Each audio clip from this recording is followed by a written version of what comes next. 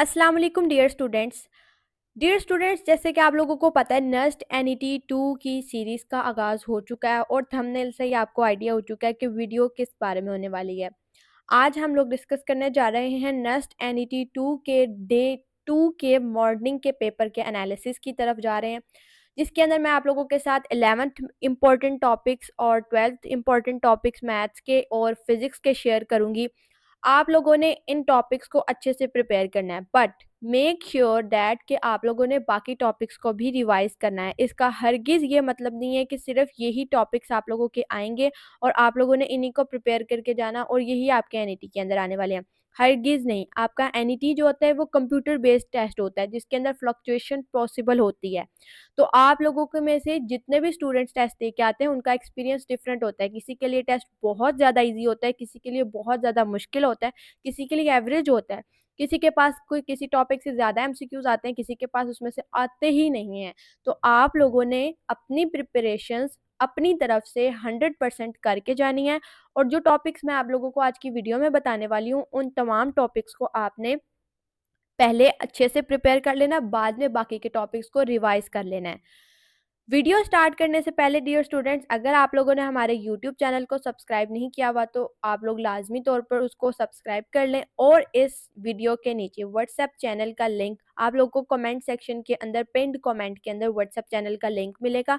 आप लोगों ने उसको फॉलो कर लेना है क्योंकि नस्ट एनईटी 2 के हवाले से जितने जो भी रेलिवेंट प्रिपरेशंस मटेरियल होता है लाइक वर्कशीट्स होती हैं वो आप लोगों के साथ शेयर की जाती हैं व्हाट्सएप चैनल के अंदर। तो अगर आप लोग वर्कशीट्स की प्रैक्टिस करना चाहते हो तो आप लोग व्हाट्सएप चैनल को लाजमी तौर पर फॉलो करो और उसके अंदर जितने भी एनईटी 2 से रिलेटेड इंपॉर्टेंट मटेरियल है वो आप लोग के साथ वहाँ पे शेयर किया जाता है। So let's get start our video. Dear students, video start करने से पहले मैं आप लोगों को एक चीज़ क्लियर कर देती हूँ कि जिसके अंदर मैंने इस तरीके से येलो स्टार और ग्रीन कलर से हाईलाइट किया है, दैट मीन्स कि यहाँ पर ये वाले टॉपिक्स 200% श्योर है, बहुत ज़्यादा इंपॉर्टेंट है, 200% इम्पोर्टेंट टॉपिक्स हैं ये, यानी कि वेरी वेरी इंपॉर्टेंट टॉपिक है। इसको तो आप लोग लाजमी करके जाएं, किसी सूरत छोड़ के मत जाएं। ठीक है, ये आप लोगों के very very most important topics होंगे। ठीक है, मतलब बाकी भी इम्पोर्टेंट है लेकिन ये ज़्यादा इम्पोर्टेंट है, इनको ज़्यादा प्रायोरिटी दें, इनको पहले करें बाद में बाकियों को करें, लेकिन छोड़ना कुछ भी नहीं है। ये आपका बोर्ड का एग्जाम नहीं है जिसके अंदर आप लोग टॉपिक्स को छोड़ के जाओगे और आपका काम हो जाएगा। ये एनईटी है, इसके अंदर आप लोग का टॉपिक्स कहीं से भी आ सकता है। ठीक है, तो आप लोगों ने अपने प्रिपरेशन अच्छे से करके जानी है। तो सबसे पहले अगर बात करें 11th मैथ टॉपिक्स जो कवर किए गए एनईटी आज के एनईटी के अंदर, उसके अंदर जो ट्रेंडिंग क्वेश्चंस रहे हैं वो आप लोग के साथ में शेयर करूंगी। कॉम्प्लेक्स नंबर्स की बात करें तो इसके अंदर डी मोविट्स थ्योरम के अंदर से आप लोगों से क्वेश्चन पूछे गए हैं, रियल एंड इमेजिनरी पार्ट के अंदर से क्वेश्चन पूछे गए हैं, आर्ग्यूमेंट नंबर्स को फाइंड करना जो कॉम्प्लेक्स नंबर का होता है वो आप लोगों का जो यहाँ पर टॉपिक है उसके अंदर से एमसीक्यूज पूछे गए हैं। उसके बाद सेट्स एंड ग्रुप्स के अंदर से बेसिक कॉन्सेप्ट्स जो आपके होते हैं सेट्स के हवाले से और ग्रुप के हवाले से, लाइक ग्रुप पॉइंट क्या होता है और इसके अलावा जो इसकी फर्दर टाइप्स और प्रॉपर्टीज होती हैं वो तमाम चीज़ें आपकी पूछी गई थी। मैट्रिसेस के अंदर आप लोगों का डिटर्मिनेंट निकालना और उनकी प्रॉपर्टीज के अंदर से बहुत सारे एमसीक्यूज पूछे गए थे। डिटर्मिनेंट और उनकी प्रॉपर्टीज, ये वाला जो क्वेश्चंस है ये वाले क्वेश्चंस के अंदर सिर्फ वही स्टूडेंट्स, यहाँ पे स्टूडेंट्स का एक बहुत बड़ा प्रॉब्लम भी रहा है कि पेपर तो बहुत आसान था, स्टूडेंट्स ने खुद बताया कि पेपर बहुत आसान था, या फिर जिन्होंने तैयारी अच्छी की होगी उनका पेपर और ऑब्वियसली उनके लिए आसान ही है। लेकिन जिन स्टूडेंट्स के पास जिन्होंने अपना एनईटी जो है वो प्रॉपर वे से अटेम्प्ट नहीं किया या कुछ क्वेश्चंस को छोड़ आए हैं, उसकी वजह क्या थी? उनका प्रॉब्लम था कि टाइम मैनेज नहीं हुआ। जो टाइम मैनेजमेंट है ना वो आप लोगों की एनईटी के अंदर बहुत इंपॉर्टेंट होती है और स्टूडेंट्स ने बताया कि टाइम मैनेज नहीं कर पाए। टाइम मैनेज आप लोग उसी सूरत करके जाएंगे जब आप लोगों के पास आपकी प्रिपरेशंस अच्छी होंगी, आपकी एमसीक्यूज पे ग्रिप अच्छी होगी, तभी आप लोग टाइम मैनेज कर सकेंगे। अब ये जो आप लोगों को मैं मैट्रिसेस वाला बता रही हूँ, मैट्रिसेस एंड देयर प्रॉपर्टीज, ये मैट्रिसेस एंड प्रॉपर्टीज वाला जो सा क्वेश्चन है आपका, इसके अंदर तो इसकी प्रॉपर्टीज जिसको अच्छे से याद होंगी तो वो 3x3 का मैट्रिक्स आ जाए, 4x4 का मैट्रिक्स आ जाए, या 4x3 या 3x4 किसी भी ऑर्डर का बड़े से बड़ा मैट्रिक्स भी आ जाए, तो एमसीक्यूज में आपको आपसे कन्वेंशनल मेथड तो सॉल्व नहीं होगा क्योंकि आपके पास इतना टाइम नहीं होता कि आप लोग एनईटी में बैठ के कन्वेंशनल मेथड से सॉल्व करने लग जाए, तो उसकी कुछ प्रॉपर्टीज़ होती हैं, उसको देख के आपको पता लग जाता है कि इसका डिटर्मिनेंट क्या होने वाला है, या इसका जो रो है या इसका कॉलम जो है वो रो मैट्रिक्स क्या होगा या कॉलम मैट्रिक्स क्या होगा या इसका रैंक क्या होगा, वो आप लोगों को आप इस तरीके से पता लग जाएगा अगर आप लोगों ने प्रिपरेशंस अच्छी की होंगी। तो ये वाला आप लोगों का बड़ा अच्छा टॉपिक है, और इसके अगर आप लोगों को किसी भी तरीके से प्रॉपर्टीज़ भूल रही हैं या किसी तरीके की शॉर्ट ट्रिक जो डिटर्मिनेंट फाइंड करने के लिए हम लोग अपने बैच के स्टूडेंट्स को बताते हैं, तो अगर आप लोगों को वो नहीं पता है तो उसको लाज़मी तौर पर आप लोग देख लें। इसके बाद क्वाड्रेटिक इक्वेशंस के अंदर cube root of unity, quadratic equations के रूट्स को फाइंड करना, डिस्क्रिमिनेंट को फाइंड करना, ये इंपॉर्टेंट टॉपिक्स हैं। उसके बाद सीक्वेंस एंड सीरीज बहुत ज़्यादा इंपॉर्टेंट टॉपिक है, जिसके अंदर आप लोगों से ज्योमेट्रिक प्रोग्रेशन के क्वेश्चंस पूछेंगे, वल्गर फ्रैक्शन के। आप लोगों की जो पीटीबी की बुक है 6.11 एक्सरसाइज वाली, जिसके अंदर आप लोगों के समेशन क्वेश्चंस हैं, उसके अंदर से बहुत क्वेश्चंस पूछेंगे। उसके अलावा इनफाइनाइट ज्योमेट्रिक प्रोग्रेशन का जो फॉर्मूला है, उसके अंदर से आप लोगों के बहुत सारे एमसीक्यूज पूछेंगे। उसके बाद परम्यूटेशन एंड कॉम्बिनेशन के अंदर प्रोबेबिलिटी और कॉम्बिनेशन और परम्यूटेशन, ये तो किसी सूरत छोड़ने वाला चैप्टर ही नहीं है। इसको तो आप हर एंगल से प्रिपेयर कर लें, हर एंगल से इसकी हर तरह की शॉर्ट ट्रिक को आप लोग अच्छे से प्रिपेयर करके जाएं। अगर आप लोग लास्ट डे में अपने, अगर आप लोग के एनईटीज के आने में अभी टाइम है, तो आप लोग लाजमी तौर पर यूट्यूब चैनल के ऊपर सर्च करें end game series by pass education system. आप लोगों को नस्ट एनईटी 2 की अपडेटेड नस्ट एनईटी 2 की तमाम सीरीज, इंग्लिश की एंड गेम, मैथ्स की एंड गेम्स, फिजिक्स की एंड गेम्स, तमाम एंड गेम्स आपको मिल जाएंगी। तो अगर आप लोग लास्ट डे में अपनी प्रिपरेशंस करना चाहते हैं, तो वो हमारे यूट्यूब चैनल के अंदर जाके आप लोग लाजमी देख लीजिएगा। डिस्क्रिप्शन में भी आप लोगों को उन तमाम एंड गेम्स का लिंक दे दिया जाएगा, तो उन एंड गेम्स को आप लोग लाजमी करके जाएं। अल्हम्दुलिल्लाह जितने भी स्टूडेंट्स रिव्यूज दे रहे हैं वो ये ज़रूर बता रहे हैं कि जो एंड गेम्स के अंदर प्रिपेयर करवाया गया था, उसमें से काफ़ी ज़्यादा एमसीक्यूज आ रहे हैं। तो आप लोग उन एंड गेम्स को लाजमी फॉलो करके जाएं, वो बहुत इंपॉर्टेंट एंड गेम्स हैं, उनको भी लाजमी फॉलो करें। और व्हाट्सएप चैनल के अंदर जो आप लोगों के साथ वर्कशीट से शेयर की गई हैं, उनको आप लोग खुद लाजमी तौर पर सॉल्व करें, ताकि आप लोगों को आइडिया हो कि आप लोग एनईटी अच्छे से अटेम्प्ट कर सकते हैं। ट्रिग्नोमेट्री जो है ये बहुत ज़्यादा इंपॉर्टेंट है और बहुत ज़्यादा एनईटी में पूछी गई है। कुछ स्टूडेंट्स के पास तो ट्रिग्नोमेट्री के अंदर बहुत कम क्वेश्चंस आए हैं, और कुछ के अकॉर्डिंग ट्रिग्नोमेट्री बहुत ज़्यादा आई हुई थी और ट्रेंडिंग रही है। मैंने आप लोगों को बताया कि कंप्यूटर बेस्ड टेस्ट है, इसके अंदर फ्लक्चुएशन पॉसिबल है। तो ट्रिग्नोमेट्री किसी स्टूडेंट के पास बहुत कम आई है, और कुछ स्टूडेंट्स के मुताबिक ट्रिग्नोमेट्री बहुत ज़्यादा आई थी और बहुत क्वेश्चंस टिपिकल भी आए थे। तो अपने ट्रिग्नोमेट्री के तमाम कॉन्सेप्ट्स को अच्छे से क्लियर करके जाएं। इनके पीरियड्स आपको निकालने आने चाहिए। ट्रिग्नोमेट्री की इक्वेशंस और आइडेंटिटीज आप लोगों को बहुत अच्छे से आने चाहिए, क्योंकि जो सिंपल से सिंपल इक्वेशन भी होती है, उसमें सिर्फ आप लोगों की एक कॉमन सेंस यूज करनी होती है। आपने इक्वेशन और आइडेंटिटी को आपने आइडेंटिफाई करना होता है। जब आप आइडेंटिफाई कर जाओगे इक्वेशन को, तो इक्वेशन और आइडेंटिटी लगा के आप उसको सॉल्व कर जाओगे। चैप्टर नंबर 14 के अंदर से आप लोगों के बहुत ज्यादा एमसीक्यूज पूछे गए। आप लोगों की पीटीबी की बुक के अंदर 12.8 एक्सरसाइज स्टार्ट होने से पहले कुछ डेफिनेशंस आती हैं, उन डेफिनेशंस को बहुत अच्छे से करके जाएं, उसके अंदर से भी एमसीक्यूज पूछे गए हैं। इसके अलावा डियर स्टूडेंट्स, अगर मैं बात करूं मैथ्स 12 मैथ्स की, तो इसके अंदर फंक्शन एंड लिमिट्स के अंदर से लिमिट्स को फाइंड करना, हॉपिटल रूल को अप्लाई करना, इवन एंड ओड फंक्शंस को आइडेंटिफाई करना, और डोमेन रेंज के बहुत ज़्यादा क्वेश्चंस आए थे। ये डोमेन रेंज के क्वेश्चंस की भी शॉर्ट ट्रिक्स आप लोगों को पता होनी चाहिए। हमारे यूट्यूब चैनल पे भी अवेलेबल। अगर आप एंड गेम्स देखेंगे तो आपको उसके अंदर भी पता चल जाएगा कि डोमेन ऑन रेंज को विद शॉर्ट ट्रिक कैसे निकालना है, क्योंकि अगर आप इसको कन्वेंशनल मेथड से करेंगे तो ये आप लोगों के लिए मुश्किल हो जाएगा डोमेन ऑन रेंज को आइडेंटिफाई करना, क्योंकि डोमेन ऑन रेंज में अक्सर क्वेश्चंस ऐसे भी होते हैं कि उसके अंदर आप लोगों ने बैक सॉल्व करना होता है और आपको डोमेन का आंसर मिल जाता है या रेंज निकल आती है। तो आप लोगों ने इसको पहले अच्छे से देख लेना है कि आप लोगों को इसके अंदर फर्दर सॉल्व करने की ज़रूरत है भी, या एमसीक्यूज में इसका आंसर मौजूद है, क्योंकि स्टूडेंट्स को यही बात पता नहीं चलती है और एनईटी में टाइम वेस्ट करते हैं और अल्टीमेटली टाइम मैनेज नहीं कर पाते हैं। उसके बाद डेरिवेटिव और इंटीग्रेशन के अंदर एक्सपोनेंशियल फंक्शंस, डेरिवेटिव और इंटीग्रेशन का चैप्टर ओवरऑल आपके लिए इंपॉर्टेंट है, लेकिन इसमें एक्सपोनेंशियल फंक्शंस के ज़्यादा क्वेश्चंस पूछे गए। कुछ स्टूडेंट्स के अकॉर्डिंग डेरिवेशन और डेरिवेटिव्स और डिफरेंशिएशन और इंटीग्रेशन के अंदर से इतने ज़्यादा क्वेश्चंस नहीं आए, और कुछ स्टूडेंट्स के अकॉर्डिंग उनके एनईटी के अंदर डेरिवेटिव्स और इंटीग्रेशन में बहुत क्वेश्चंस आए हुए थे। तो मैं आपको बता रही हूँ, कंप्यूटर बेस्ड एनईटी में फ्लक्चुएशन पॉसिबल है।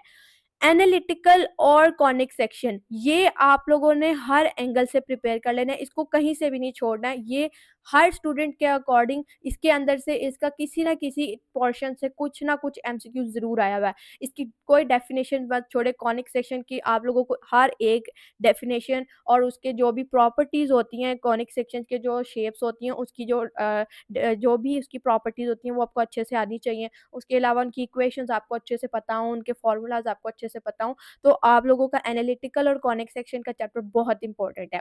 उसके बाद वेक्टर्स के अंदर बेसिक कॉन्सेप्ट्स आप लोगों के पूछे गए हैं। उसके बाद अगर मैं बात करूं फिजिक्स के 11th और 12th फिजिक्स के इंपॉर्टेंट टॉपिक्स हैं, ये मैं आपको ओवरऑल बता रही हूँ जो आज के एनईटी में कवर किए गए हैं। अब मैंने आप लोगों को अगेन बता रही हूँ कि जिनके साथ स्टार लगा हुआ है और वो ग्रीन हाईलाइटेड टॉपिक्स हैं, वो आप लोगों के मोस्ट इंपॉर्टेंट टॉपिक्स हैं, उनको मस्ट प्रिपेयर करें। जिसके अंदर टॉप ऑफ द लिस्ट है सिंपल हार्मोनिक मोशन, उसके बाद Young's double slit experiment most important, thermodynamics most important. Second year की पीटीबी की बुक है, पीटीबी की बुक, ठीक है, ये आप लोगों ने पीटीबी की बुक को लाजमी फॉलो करना है। जो पीटीबी की बुक है उसका सेकेंड ईयर का सेकेंड हाफ जो है वो बहुत इंपॉर्टेंट है, मोस्ट इंपॉर्टेंट है। उसके अंदर से इंफॉर्मेशन बेस्ड क्वेश्चंस बहुत पूछे गए हैं, ठीक है। उसके अलावा आप लोगों की जो साइडेड ब्लॉक्स के अंदर इंफॉर्मेशन होती है वो बहुत इंपॉर्टेंट है।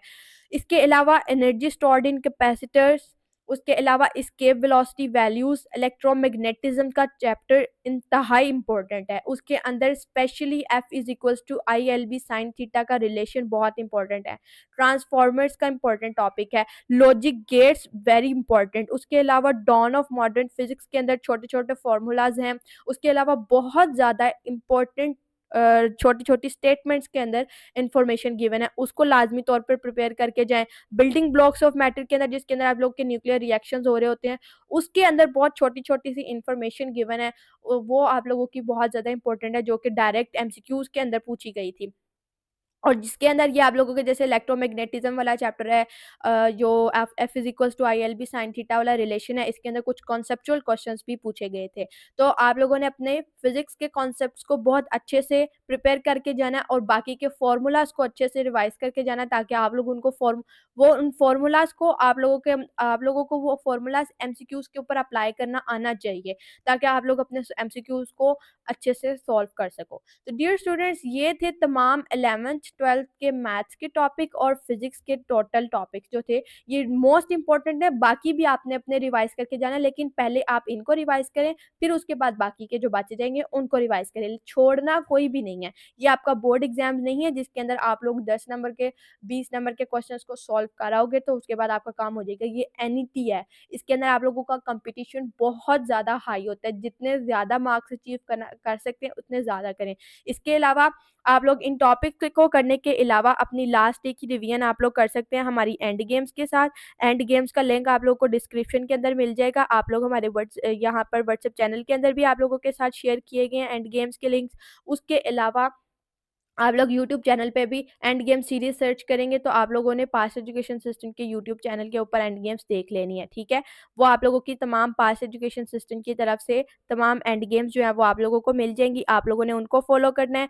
व्हाट्सएप चैनल का लिंक आप लोगों को इस वीडियो के नीचे कमेंट सेक्शन में मिल जाएगा। वहाँ पे आप लोगों ने व्हाट्सएप चैनल का लिंक के अंदर आप लोगों को कुछ वर्कशीट्स शेयर की गई हैं, वो एनईटी के हवाले से बहुत इंपॉर्टेंट है, आप लोग उनको ज़रूर करें। एंड गेम्स करनी है, उसके अलावा जो वर्कशीट्स हैं उनको सॉल्व करना है जो व्हाट्सएप चैनल के अंदर शेयर की गई हैं। उसके अलावा इन टॉपिक्स को रिवाइज करना है। वैसे आप अगर ये एंड गेम्स को अच्छे तरीके से लास्ट डेज में प्रिपेयर कर लोगे ना, तो आप लोगों के ये टॉपिक्स बहुत अच्छे से हो जाएंगे। तो जैसे जैसे आप लोगों के डे वाइज हम लोग आप लोगों के साथ पेपर एनालिसिस करते रहेंगे, आप लोगों को जो जो इंपॉर्टेंट टॉपिक्स हम बताते रहेंगे, आप लोगों ने साथ साथ उनको रिवाइज करते रहना, आप लोगों की बहुत अच्छी प्रिपरेशन हो जाएंगी, ठीक है। या आप लोगों ने वर्कशीट्स आप लोगों को मिल जाएंगी व्हाट्सएप चैनल के लिंक व्हाट्सएप चैनल के अंदर मिलेंगी। तो व्हाट्सएप चैनल को आप लोग जब तक फॉलो नहीं करोगे, आप लोगों के तक वो नहीं मिल सकती हैं आप लोगों को। तो व्हाट्सएप चैनल का लिंक आप लोगों ने फॉलो करना है। इसके बाद एक इम्पोर्टेंट आप लोग के साथ अनाउंसमेंट करनी है जिन स्टूडेंट्स ने अपना एनईटी 2 देना है कराची के अंदर या कोयटा के अंदर, उन स्टूडेंट्स के लिए एक गुड न्यूज़ है। पास एजुकेशन सिस्टम का स्पेशल एनईटी बैच हमारा स्टार्ट हो चुका है, जिसके अंदर आप लोगों को एनईटी की प्रिपरेशंस करवाई जा रही हैं, जो कि एनईटी 2 स्टूडेंट्स देना चाह रहे हैं, एनईटी कराची का या कोयटा का। अगर आपका कोई भी फ्रेंड है या क्लास फेलो है जो कराची के अंदर अपना एनईटी देने जा रहे हैं या कोयटा के अंदर अपना कंप्यूटर बेस्ड एनईटी देना चाहते हैं, तो उनके पास अभी बहुत टाइम है, वो अपने एंट्री टेस्ट की प्रिपरेशंस अभी कर सकते हैं। तो अगर उन्होंने अभी तक एंट्री टेस्ट की प्रिपरेशंस नहीं की, या अगर आप भी जो इस वक्त वीडियो देख रहे हैं वो भी अगर अभी एनईटी का कराची का टेस्ट देना चाहते हैं या कोयटा का देना चाहते हैं और अभी आप लोगों ने अपना स्टार्ट नहीं किया प्रिपरेशंस को, तो आप लोग हमारे इस प्रीमियम बैच का लाजमी तौर पर हिस्सा बने, जिसके अंदर आप लोगों को एनईटी 2 कराची के पेपर बेस्ड एनईटी, कोयटा के कंप्यूटर बेस्ड एनईटी और इसके अलावा जो आप लोगों के अपकमिंग एनईटी 3 और 4 हैं, उनके एंट्री टेस्ट की प्रिपरेशंस आप लोगों को करवाई जाएंगी। तो अगर आप लोग इस बैच का हिस्सा बनना चाहते हैं तो 5 फरवरी से पहले इस बैच के अंदर एनरोलमेंट की डेडलाइन आप लोगों के पास 5 फेब है। 5 फेब से पहले आप हमारे इस स्क्रीन पे जो आपको नंबर शो हो रहा है 0304 0666600 इस व्हाट्सएप नंबर पे कांटेक्ट करके आप लोग इस बैच के अंदर इनरोल हो सकते हैं। इस बैच के अंदर इनरोलमेंट के बाद आप लोगों को डेली बेसिस पे प्रोवाइड किए जाएंगे लाइव लेक्चर्स। इन लाइव लेक्चर्स के अंदर आप लोगों को जो डेली बेसिस पे टॉपिक्स पढ़ाए जाएंगे, जो कवर करवाए जाएंगे, उन टॉपिक्स को कवर करने के बाद साथ में आप लोगों को उसके पैरेलल एमसीक्यूज भी प्रिपेयर करवाए जाते हैं। उन एमसीक्यूज को सॉल्व करने के बाद आपके पास एक अच्छा बेनिफिट ये होता है कि आपको कॉन्सेप्ट एमसीक्यूज के ऊपर लगा के अप्लाई करना आ जाता है और आपको समझ आ जाती है कि शॉर्ट ट्रिक या डायरेक्ट एमसीक्यूज को देख के आपने आंसर कैसे निकालना है। तो उसके बाद में आप लोगों को प्रैक्टिस वर्कशीट्स प्रोवाइड की जाती हैं। उन वर्कशीट्स को आप लोग देख के जिस तरीके से आपको लेक्चर में पढ़ाया गया होता है उसी तरीके से आपने वो वर्कशीट्स को सॉल्व करना होता है, जिससे आपको फ़ायदा ये होता है कि आप लोगों की एमसीक्यूज़ के ऊपर ग्रिप हो जाती है और आप लोगों को एमसीक्यू सॉल्व करने आ जाते हैं।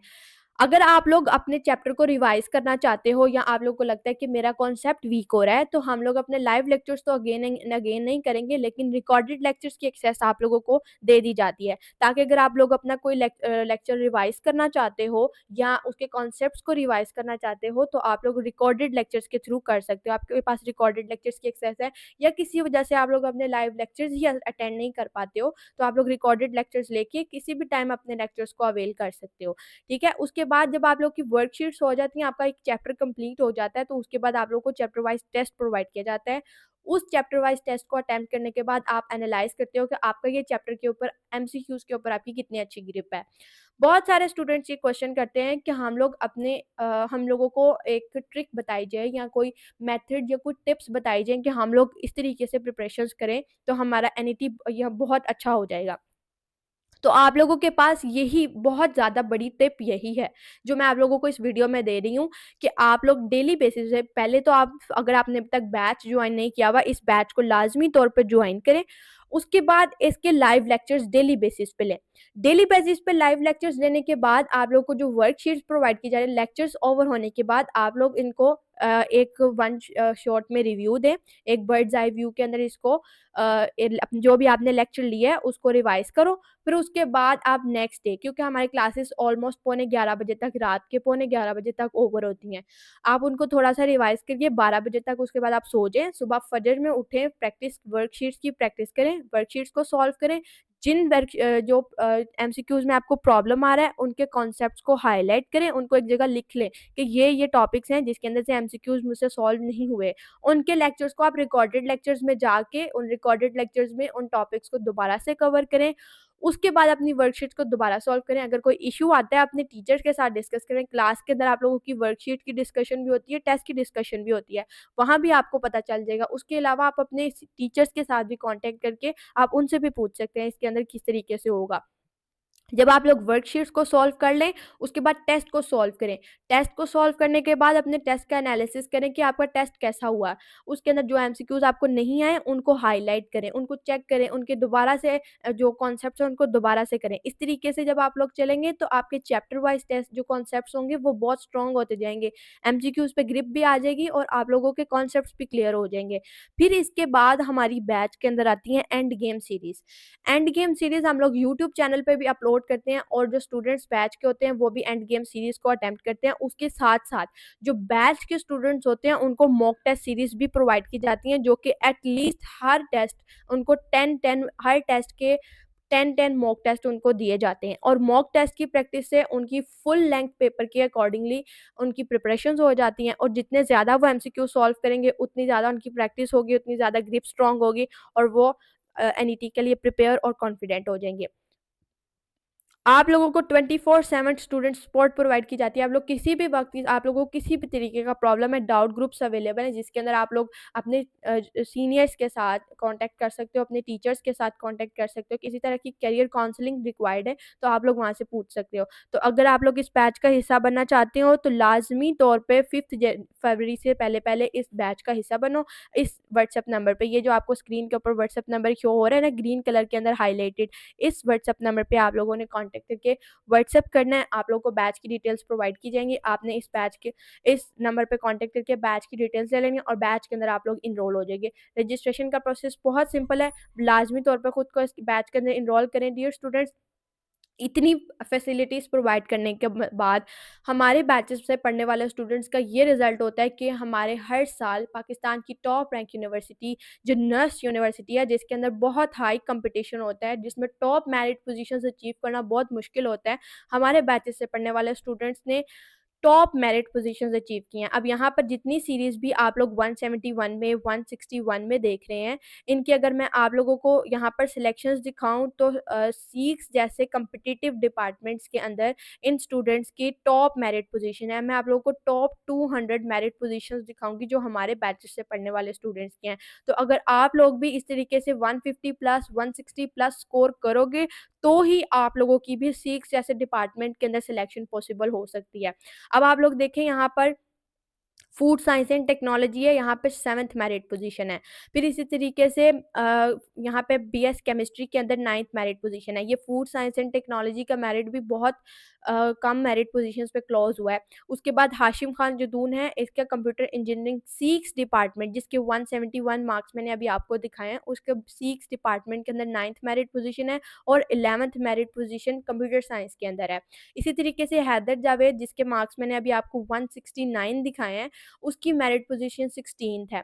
फिर उसके बाद इसकी नेक्स्ट मेरिट पोजीशंस मैं आपको दिखाऊँ, यहाँ पर इसकी नेक्स्ट है 18th 16th merit position engineering में और कंप्यूटिंग के अंदर इसकी 18th मेरिट पोजीशन है। इसी तरीके से बायोटेक्नोलॉजी, जिसका मेरिट 200 के अराउंड अबाउट क्लोज़ हुआ है, 200 मेरिट पोजीशन के around about 30th merit position. इसके बाद यहाँ पे अकाउंटिंग एंड फाइनेंस में 39th मेरिट पोजीशन। ये 164 मार्क्स लेने वाला स्टूडेंट, जिसके अभी मैंने आपको टॉप सीरीज़ के अंदर नाम दिखाया, Shubham Kumar, 57th merit position इन इंजीनियरिंग। इसके अलावा कंप्यूटिंग में भी इसकी मेरिट पोजीशन मैं आपको दिखाऊँ, यहाँ पे 60th merit position Shubham Kumar.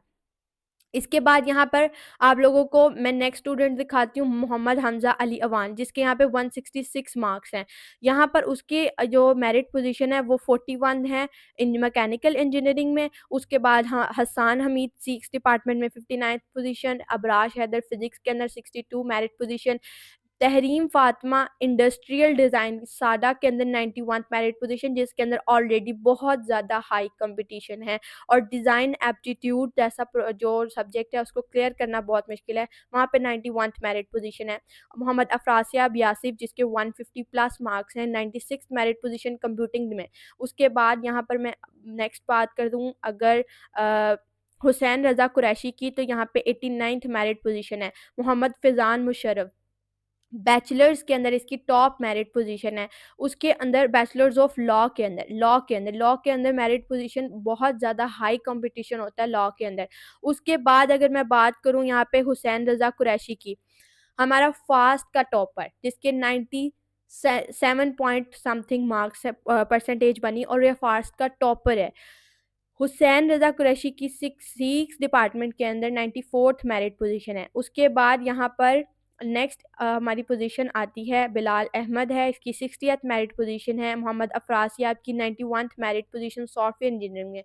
और ये तो अभी वो तमाम टॉप स्टूडेंट्स हैं जिनकी अभी मेरिट पोजीशंस आई हैं। अब्दुल्ला मोहम्मद अब्दुल्ला जिसकी 156 मार्क्स थे एनईटी के अंदर, उसकी 159th merit position computer science 6 में और इंजीनियरिंग के अंदर 157 एमसीएस के अंदर।